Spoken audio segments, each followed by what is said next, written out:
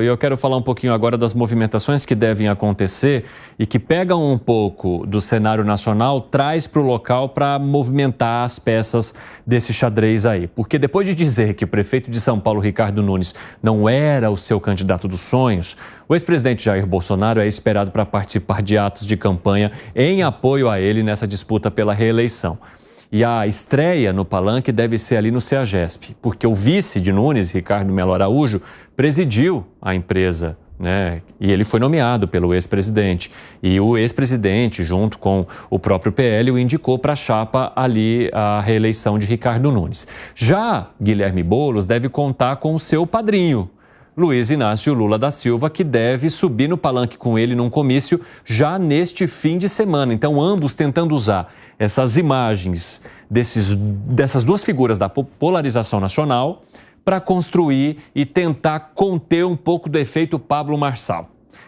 Eu acho que Nunes é o que está mais, assim, contando com essa estratégia nesse momento. O que você acha, em Zé Maria Trindade? Pode funcionar isso agora? É interessante que esta é uma eleição que eu considero aberta. Eu venho falando isso aqui há um tempo, né? Ninguém sabe nem mesmo quem é que vai para o segundo turno, para se ter uma ideia. Esta minha análise, ela vem da cabeça do eleitor de São Paulo. A gente vê as mudanças, as surpresas, até sobre as pesquisas eleitorais. Não é que as pesquisas erraram, é que as pessoas mudam de opinião. A campanha é para isso, né? Não há uma predisposição. Como diz a Carmen Lúcia, só os loucos e os cachorros é que têm ideia fixa. E é normal e bom que as pessoas analisem e mudem de ideia. Não pode ficar só latindo, não. Então, assim, eu não sei, sinceramente, quem é que vai para o segundo turno. Então, será uma eleição de detalhes. Vide o Celso Russomano, que era considerado prefeito eleito de São Paulo em várias oportunidades e depois não foi, né? Não foi nem para o segundo turno, né? Numa dessas eleições. Então, é assim. E eu vi pesquisas aqui muito claras que indicam que os dois, o ex-presidente Jair Bolsonaro e Lula, têm sim uma forte influência sobre o voto também em São Paulo. O ex-presidente Jair Bolsonaro não tem vamos dizer assim, uma influência tão forte como em outras regiões em São Paulo, mas tem. E Lula também tem. É natural, então, que esse debate se nacionalize. Mas a expectativa aí é de que, durante a campanha eleitoral, possa tirar aí essa ideia de que é Lula e Bolsonaro que estão disputando. É aí que nasce a força do Datena, né? Que ele é um cara que tem identificação ali com a massa de São Paulo. É interessante esse seu apontamento, Zé, porque a gente precisa entender se o eleitor aqui da capital de São Paulo vai querer repetir o peso da polarização, porque isso significa um peso também, né, ideológico, de debates que acabam sendo mais puxados para a questão da pauta de costumes e menos para os projetos que são de interesse da cidade que é a maior do país e que tem muita coisa ainda que precisa ser feita por aqui. O que você acha, Piperno?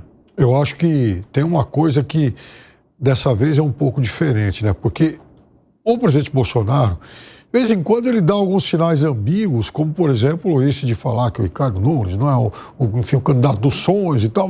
Isso já, óbvio que incendeia uma parte aí da Bolsolândia que olha lá para o Pablo Marçal com algum sentimento de desejo, olha, porque...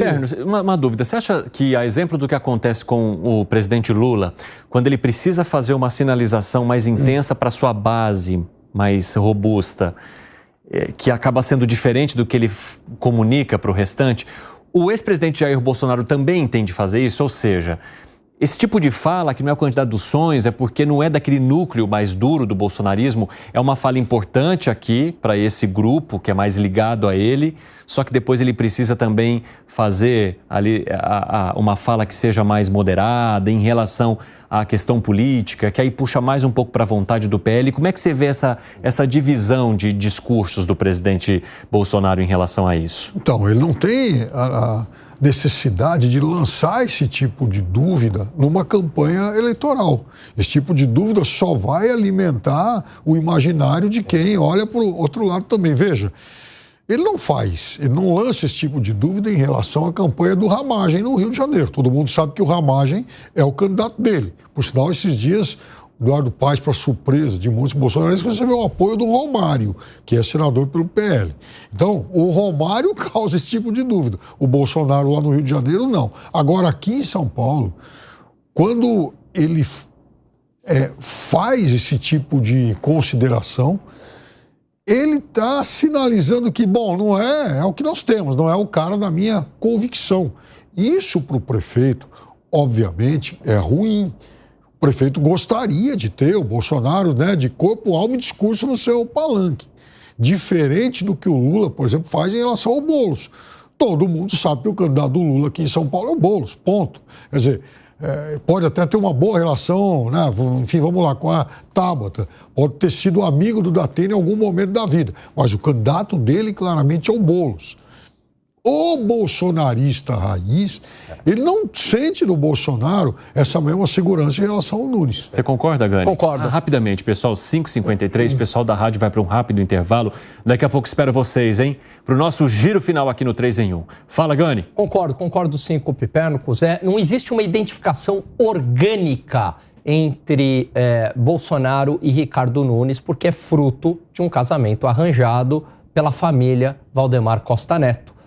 Juntaram os dois ali por uma conveniência política, por uma particularidade da eleição municipal, mas o próprio Bolsonaro não se sente à vontade. Por isso que ele dá esse tipo de concessão. Eu apoio o peronomútil, né?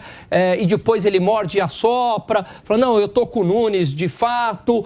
Dá sinais ambíguos. Agora, para o eleitor, evidentemente que isso não é bom. Por outro lado, o Ricardo Nunes, vamos lembrar, inclusive eu fiz essa pergunta a ele no Direto ao Ponto.